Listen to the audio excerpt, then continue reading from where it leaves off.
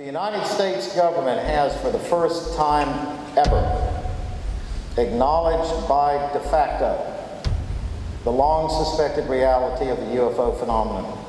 John Burroughs encountered a craft of unknown origin in England's Rendlesham Forest in December of 1980 and suffered injury therefrom, for which the Veterans Administration is now recognized by granting him full medical disability.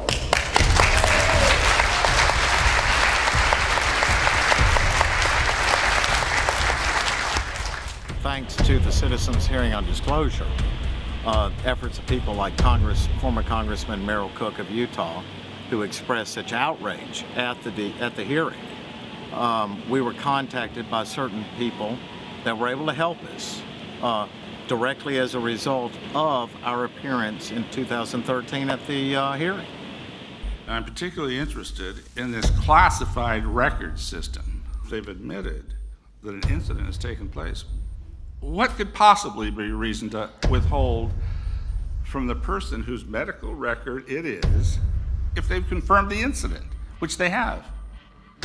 I don't see how this can be unless a cover-up has taken place.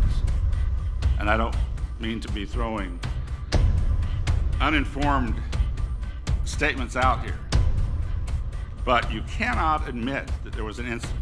I'd just like to clarify this point once more because I want to be careful the way I'm saying it. And then insist on classifying a medical record related to that incident. We don't even have to talk about whether it was a UFO. They don't have to admit what you saw. But they sure have to admit that there's no reason to hold your medical records, and this is very disturbing to me.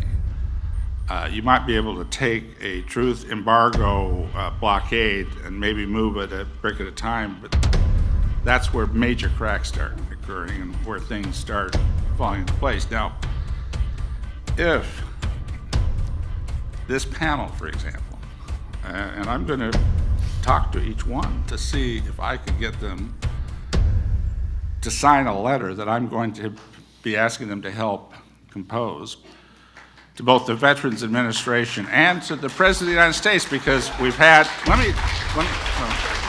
I think it's time to ask President Obama himself to ask for something very simple here, something that may not sound very dramatic to anybody, and that's Sergeant Burroughs and Sergeant Peniston's medical record. What the heck was going on out there that would draw this much attention from the agencies involved to this day? What would still be classified, and if it is, what did we have or what were we dealing with that would still remain silent today? Almost every weapon we've ever developed back in that time frame has been exposed that we're aware of, and yet today this is still classified and we can't even receive medical treatment for it. When we did the hearing, we went in there with a specific agenda, and what I mean by the agenda was we wanted to show the human factor, how it affects people, service people, not just our case, but there's been other cases. So when we did that, that made a huge impact, I think, on the people from Congress, yes, which led to the letter being sent to the President of the United States and to the head of the VA at the time. And believe it or not, the letter, we never got a personal acknowledgement from the President, but the letter did come back to the VA and was in our case file and played a part in the fact that, you know, this disability was settled. We'd like to thank the citizens' hearing on disclosure.